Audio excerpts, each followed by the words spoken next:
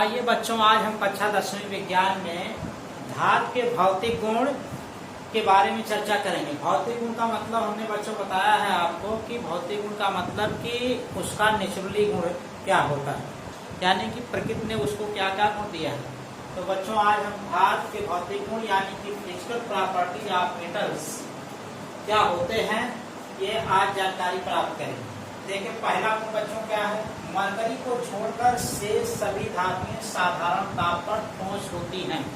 देखिए बच्चों, जितनी भी धातुएं हैं मरकरी को आप छोड़ दीजिए, यानी मरकरी का मतलब पारा और इसका संकेत मरकरी का क्या होता है बच्चों, Ht। ये पारा, इसी को मरकरी बोलते हैं। ये साधारण ताप पर क्या होता है, द्रव होता है। लेकिन और जो धातुएं हैं बच्चों मरकरी को छोड़कर ये साधारण ताप पर क्या होती है, ठोस होती है। बच्चों साधारण ताप जो है 20 डिग्री सेंटीग्रेड माना जाता है, यानी कि जो 20 डिग्री सेंटीग्रेड है यही कमरे का ताप माना जाता है। तो इसी कमरे के ताप पर क्या है, हमारा जो मरकरी है पारा है ये क्या होता है, द्रव होता है। लेकिन बाकी और जो धातुएं हैं इस साधारण ताप पर क्या होती हैं, ठोस होती है। दूसरा गुण है बच्चों, धातुओं में विशेष चमक होती है, यानी कि जो धातुएं हैं बच्चों इसमें स्पेशल एक विशेष चमक होती है। और आगे कह रहे हैं कि जिसे धात्विक चमक यानी कि मेटालिक लस्टर कहते हैं। ये जो धातुओं में विशेष चमक होती है बच्चों उसको क्या बोलेंगे, धात्विक चमक। क्योंकि ये चमक किसमें है, धातु में है, इसलिए बोलेंगे धात्विक चमक यानी कि मेटालिक लस्टर। चमक की अंग्रेजी बच्चों क्या होती है, लस्टर। आगे देखिए बच्चों, जो तीसरा गुण है, इनको पीटने पर इनमें एक विशेष प्रकार की ध्वनि उत्पन्न होती है, यानी कि जब धातुओं को पीटा जाता है इसमें एक विशेष प्रकार की क्या है, ध्वनि उत्पन्न होती है, जिसे क्या कहेंगे, धात्विक ध्वनि यानी कि मेटालिक साउंड बोलेंगे। तो जो इसमें धातुओं में विशेष ध्वनि होती है उसको बोलेंगे मेटालिक साउंड यानी कि धात्विक ध्वनि। और बच्चों जो चौथा गुण है यह है धातुएं आघात वर्धनीय होती है। आघात का मतलब बच्चों होता है चोट और वर्धनी का मतलब होता है बढ़ने से, यानी कि धातुओं पर जब आघात किया जाता है यानी कि चोट पहुंचाया जाता है, यानी कि जब उनको पीटा जाता है तो क्या है, बढ़ती हैं, यानी कि पीटने पर बढ़ती हैं। कुछ वस्तुएं आपने देखा है कि बच्चों जब उनको चोट पहुंचाया जाता है पीटा जाता है तो क्या होती है, टूट जाती है, यानी कि बढ़ती नहीं। लेकिन धातुओं में एक गुण है, जब उनको पीटेंगे बच्चों उनका प्रसार होगा, यानी कि वे फैलेंगे। धातुओं के इस गुण को आघात वर्धता यानी कि मैलिबिलिटी कहते हैं। तो देखिए बच्चों, आघात वर्धता का मतलब यहाँ है कि आघात पहुंचाने के बाद ये क्या है, बढ़ती हैं। और पांचवा गुण है धातुएं तन्य होती हैं। तन्य का मतलब कि धातुओं को खींचने पर ये क्या होती हैं, तनती हैं, यानी कि तनकर बढ़ जाती है, यानी कि खींचने पर इनका क्या होगा, प्रसार होगा। और देखते होंगे कि कुछ वस्तुएं ऐसी होती हैं कि जिनको हम खींचते हैं टूट जाते हैं, लेकिन इनको खींचने पर क्या है, प्रसार होगा, यानी कि तनेंगी, बढ़ेंगी। धातुओं के इस गुण को तन्यता यानी कि जो एक गुण है धातुओं में उसको क्या बोलेंगे, तन्यता बोलेंगे। इसकी अंग्रेजी है डक्टिलिटी। डक्टिलिटी। तो बच्चों ये देखिए धातुओं में क्या है, एक तन्यता का गुण भी होता है जिसे डक्टिलिटी कहेंगे। अगला गुण बच्चों है लेड। टीबी इसका संकेत होता है लेड। लेड का मतलब शीशा। को छोड़कर सभी धातुएं ऊष्मा एवं विद्युत की सुचालक कंडक्टर्स होती है। तो बच्चों देखिए लेड को आप छोड़ दीजिए, इसके अलावा जो सभी धातुएं हैं ये ऊष्मा और विद्युत की क्या होती हैं, अच्छी सुचालक होती हैं। यानी कि लेड को छोड़कर और जो धातुएं हैं उसमें से ऊष्मा आसानी से प्रवाहित हो जाती है और आसानी से विद्युत धारा प्रवाहित होती है। अगर बच्चों आसानी से विद्युत धारा प्रवाहित हो जा रही है, आसानी से ऊष्मा प्रवाहित हो जा रही है, तो इसका मतलब कि ये ऊष्मा और विद्युत की क्या है, अच्छी चालक होती है। अगला गुण है सोडियम यानी एवं पोटेशियम के को छोड़कर सभी धातुओं के गलनांक एवं क्वथनांक बहुत ऊंचे होते हैं। बच्चों सोडियम और पोटेशियम को आप छोड़ दीजिए, इसके अलावा जो धातुएं हैं उनके गलनांक और क्वथनांक क्या होंगे, ऊंचे होंगे। गलनांक का मतलब बच्चों होता है कि जिस टेम्परेचर पर कोई पदार्थ गलता है उसको गलनांक बोलते हैं, और बच्चों जिस टेम्परेचर पर विलयन हमारा क्या है उबलता है उसको क्या बोलते हैं, क्वथनांक। तो इसमें सोडियम और पोटेशियम को छोड़कर बाकी जो धातुएं हैं उनके गलनांक और क्वथनांक क्या होते हैं, बहुत ऊंचे होते हैं। देखिए बच्चों, आप जानते हैं कि धातु क्या है, तत्व है, और हम जानते हैं कि तत्व का निर्माण क्या है, समान प्रकार के परमाणुओं से मिलकर बना होता है।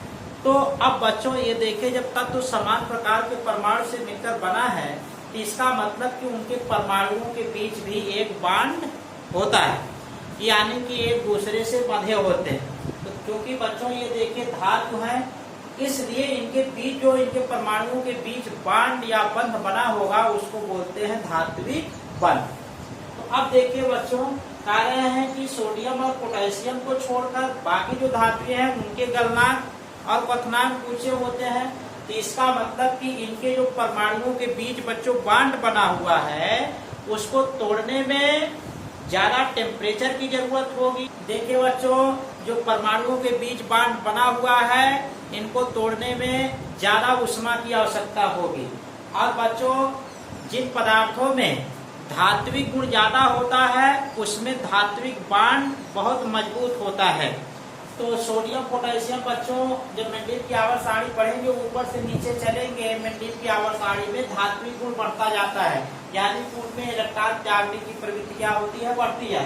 क्योंकि सोडियम और पोटेशियम मेंडेलिव की आवर्त सारणी में ऊपर है, यानी कि उनके जो वर्ग है मेंडेलिव की आवर्त सारणी में उसमें ऊपर है, इसलिए इसमें धात्विक गुण कम है, इसलिए इनमें धात्विक बॉन्ड कमजोर होगा, इसलिए इनको गलाने में और इनका जो क्वथनांक होगा बहुत कम होगा। लेकिन जैसे जैसे मेंडेलिव की आवर्त सारणी में बच्चों हम किसी वर्ग में ऊपर से नीचे चलते हैं धात्विक गुण बढ़ता जाता है। तो जब धात्विक गुण बढ़ता जाएगा तो उनके बीच जो बॉन्ड बना हुआ है, उनके परमाणुओं के बीच, तत्वों के परमाणुओं के बीच जो बॉन्ड बना हुआ है उनको तोड़ने में ज्यादा उष्मा की आवश्यकता पड़ेगी, इसलिए उनके गलनांक और क्वथनांक क्या हो जाएंगे, ऊंचे हो जाएंगे। आगे देखिए बच्चों, कार्य धातुएं परस्पर क्रिया करके मिश्र धातु बनाते हैं। बच्चों आप जानते हैं कि धातुएं आपस में क्रिया करके मिश्र धातु बनाती हैं। मिश्र का मतलब कि जब दो या दो से अधिक धातु आपस में मिलेंगी तो मिश्र धातु का निर्माण होगा। इसमें बच्चों आप आगे चलकर पढ़ेंगे कि मिश्र धातु में आधात भी मिल सकते हैं, लेकिन धात होना जरूरी है, यानी कि धात मिलकर मिश्र धातु बनाएंगे, धात और आधात मिलकर के मिश्र धातु बनाते हैं। तो कहने का मतलब यहाँ बच्चों यह है कि धातुएं आपस में क्रिया करेंगे तो मिश्र धातु का भी निर्माण करेंगे। और आगे बच्चों देखिए, सोडियम पोटेशियम आदि को छोड़कर धातुओं का घनत्व साधारणतया पानी के घनत्व से अधिक होता है।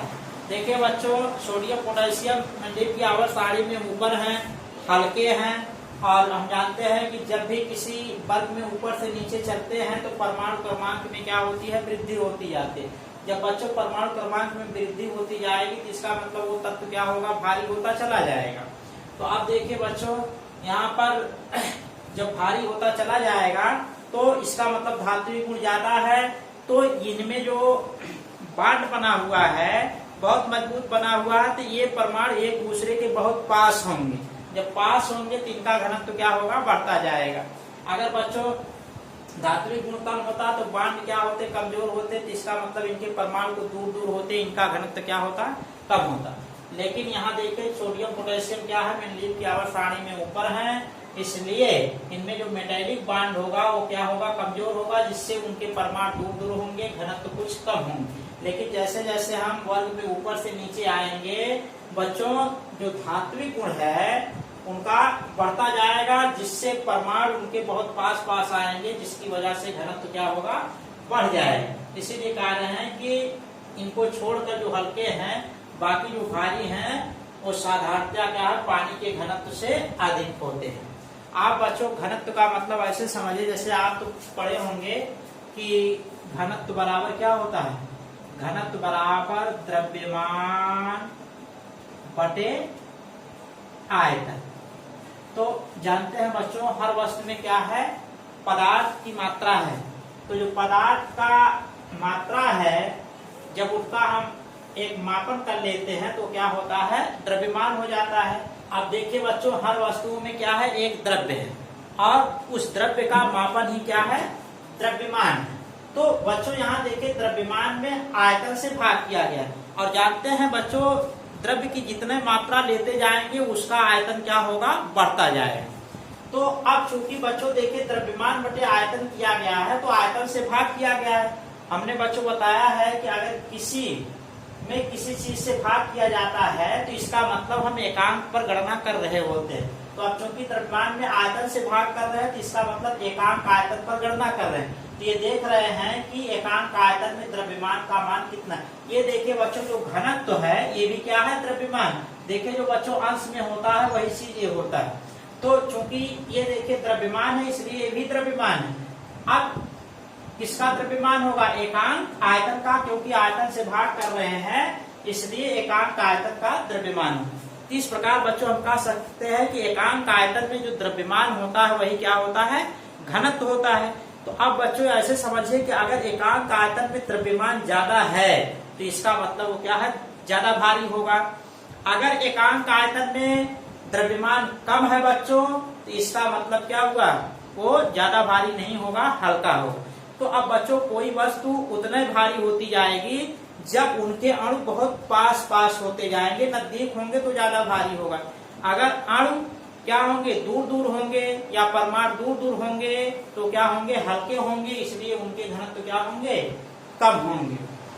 क्योंकि बच्चों यहाँ तत्व है, तत्व का निर्माण परमाणुओं से हुआ है, इसलिए इनके परमाणु क्या है, सोडियम पोटेशियम को छोड़कर जो उनके परमाणु हैं बच्चों तत्वों के वो काफी नजदीक है, इसलिए क्या है, भारी है।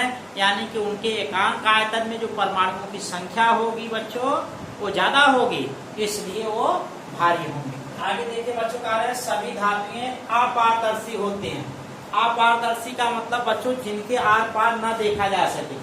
अगर धातु से हम किसी वस्तु को आर पार देखना चाहते हैं तो नहीं देख पाएंगे, ये अपारदर्शी होती है। अगर किसी वस्तु के आर पार देखा जा सके तो उसको बोलते हैं बच्चों पारदर्शी। देखिए आज क्या होता है, अपारदर्शी होता है, यानी कि इससे हम किसी वस्तु को आर पार नहीं देख सकते। तो बच्चों अगले टॉपिक को हम अगले वीडियो के लेक्चर में चर्चा करेंगे।